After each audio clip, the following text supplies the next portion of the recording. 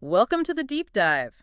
The tax deadline just passed, April 15th. Right. And lots of people are probably thinking about refunds coming back or, the checks they just wrote. Exactly. But what if the agency handling all of that, the IRS, is, well, facing a huge potential change? That's what we're digging into today. There's this recent Politico article by Sophia Kai and Benjamin Guggenheim, Right? and it kicked off quite a discussion on X, formerly Twitter, about a potentially massive IRS workforce reduction.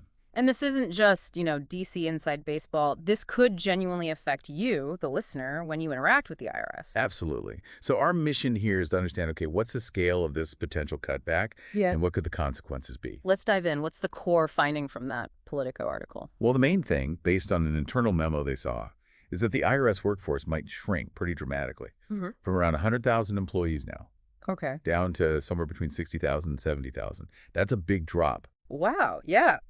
That's potentially a third of the workforce. So where's this coming from? What are the drivers? The article points to two main things. First, Huh. buyouts offered under the previous administration, they called it a deferred resignation offer. Mm. And second, the potential for wider layoffs. These could possibly be pushed by the Trump administration and this Department of Government Efficiency, DOGE, led by Elon Musk. DOGE, right. So buyouts and maybe layoffs. Exactly. The memo actually mentions planned reductions in force. That's basically layoff language. And do we have numbers on the buyouts already taken? We do. The article says about 22,000 IRS employees have already accepted this latest buyout offer. 22,000. And that's not the only reduction recently, is it? No, not at all. Remember, they also terminated 7,000 probationary workers earlier this year. Yeah. Plus, up to 5,000 took an earlier buyout offer, so you add all that up. You're looking at a significant number even before potential future layoffs, especially right after tax season wraps up. Precisely. The timing is, well, notable. The IRS could be heading into the next phase with a much smaller team. Okay, so beyond the raw numbers in the article, what was the reaction like? You mentioned X. Yeah, tax professionals were definitely talking. CPA Mike Sylvester, for instance, he seemed quite concerned. What did he say?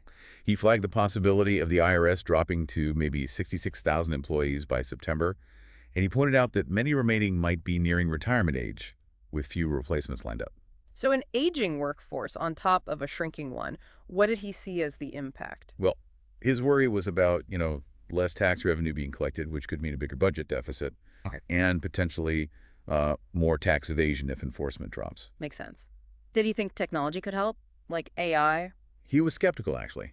Said AI won't be a quick fix because the IRS systems are frankly outdated, and the tax code itself is incredibly complex. Right. I think he called the potential situation a dumpster fire, which is pretty strong language. Yeah. He even mentioned he's personally retiring in 49 months. Gives you a sense of the feeling there. Anyone else? Yeah, another accountant, David Brady, chimed in. He mentioned actually having a good experience with the IRS hotline recently. Found them helpful. Oh, okay.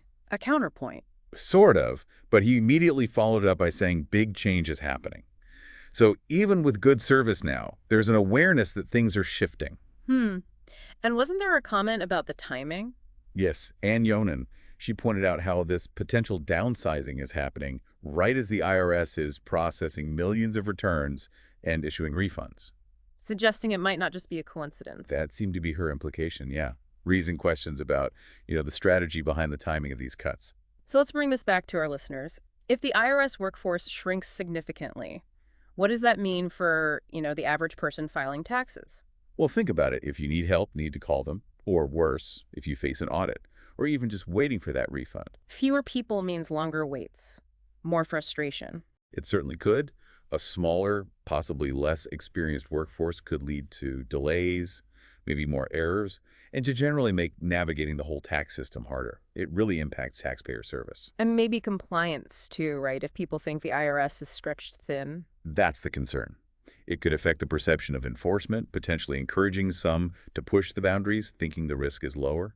Okay, so wrapping up this deep dive, the key takeaway is the IRS might be facing a really substantial workforce cut, driven by buyouts and potential future layoffs. And tax professionals are definitely sounding the alarm about what that could mean for service, for revenue collection, for the whole system. It's not just an internal shuffle. It could have real-world consequences for everyone who interacts with the tax system, which is, well, most of us. Indeed. The potential impact goes beyond individual inconvenience. It touches on government funding, and the overall health of how we manage taxes. Which leaves us with a final thought to consider. If the IRS landscape changes this drastically, how might we, as taxpayers, need to adapt how we deal with our taxes? Yeah, what does this mean for financial planning, for record keeping, for getting help? It definitely raises some big questions for the future of tax administration. Something to keep an eye on, for sure. Thanks for diving deep with us today.